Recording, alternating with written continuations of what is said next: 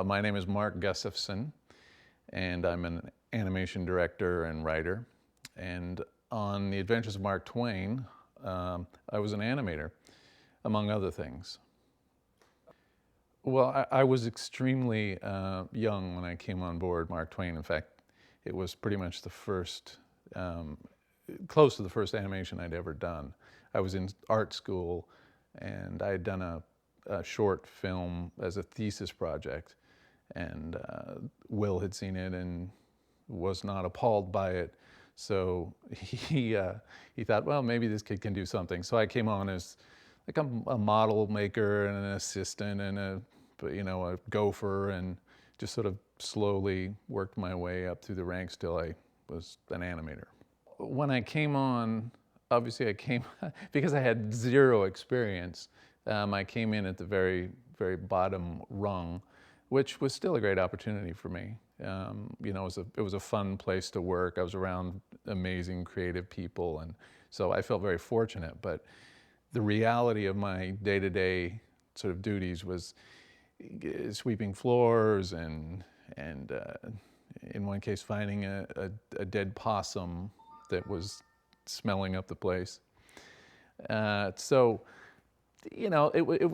It was fun, but I'm glad that, as it turned out, I could sculpt, and that sort of led to working on the characters and sets, and then eventually I was assisting other animators, and then animating myself. I was given the responsibility of animating Huckleberry Finn, which was one of the principal characters of the film, and it was quite a challenge for someone like myself who had not done that much animation. So I really had to jump in and figure it all out very, very quickly. But fortunately, I was surrounded by people who were very good at what they did and were willing to teach me and bring me along. I think Huck and I probably shared some characteristics. But at the time, I think I wasn't aware of what they were. I think others saw Huckleberry Finn in me, and that's one of the reasons that I got the character to animate. I think when a group of people, a small group of people, work so closely together and they share so many tasks, I think that the end product inevitably sort of shows that kind of warmth, I guess, for lack of a better word, because we all shared all these different responsibilities. I knew how to build, a Tom Sawyer as well as a Huck Finn, and I might have worked on the sets that somebody else was shooting on, and certainly other people, built things that I was animating or sets that I was on. Animation is interesting, or particularly stop motion animation, because as an animator, you are fully responsible for the performance of that character. It's just you, and the character, and a camera, and you perform it. And when it works, when you've brought that character to life, it's so satisfying. And no one can take that away from you. I mean, unlike certain other processes, like CG, for instance, which I have a great deal of respect for, but unlike that, you really are performing the character. Whereas in CG, maybe a lot of other hands will touch that performance before it comes out the other end, before the audience sees it. I think stop motion is more analogous to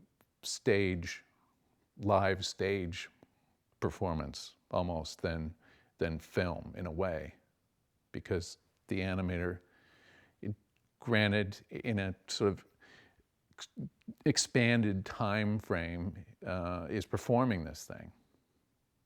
All the animators had a chance to animate almost all of the characters at some point or another during the production. And then we would have our own specific character that we specialized in.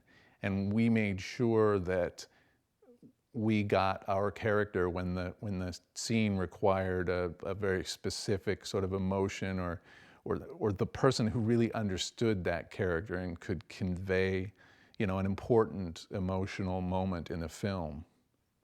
A film like Twain was done over such a long period of time and on such a small scale in a way, because it was again such a small group that, you know, everyone had access to everyone else. So Will was there all the time and involved in, you know, every aspect of the production. So he wasn't like this guy who you, you know, just heard about and could never quite get to the mysterious Will Vinton. No, he was very much there every day and very collaborative. And, you know, obviously he'd made quite a few films already at that point. So, and particularly for me as a young green guy coming in, it was great to have him there, and, you know, have his knowledge sort of available to me. Although I ignored it most of the time, I must admit. I think in the end I was most pleased with finishing the film. It was a tough one, and then it went on for, you know, years.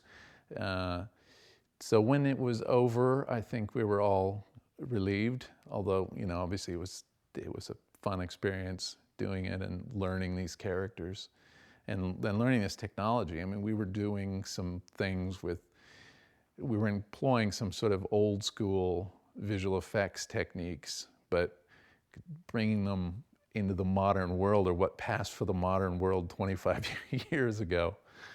And we were kind of, in our own way, pushing the boundaries of the art form at that point. So that was exciting, you know, trying to figure out new ways of doing stuff with, you know, even emerging technologies like computers. They were just barely there at the point where we were making the film. You know, we had some early motion control systems that, you know, they're laughable when you look at them now, but at the time, you know, they were great. You know, it saved us a lot of time. Well, stop motion is really one of the oldest techniques in filmmaking. It's really basic. It's just a camera and some film, and you shoot one frame at a time, and you move the puppet or whatever it is, and then you shoot another frame.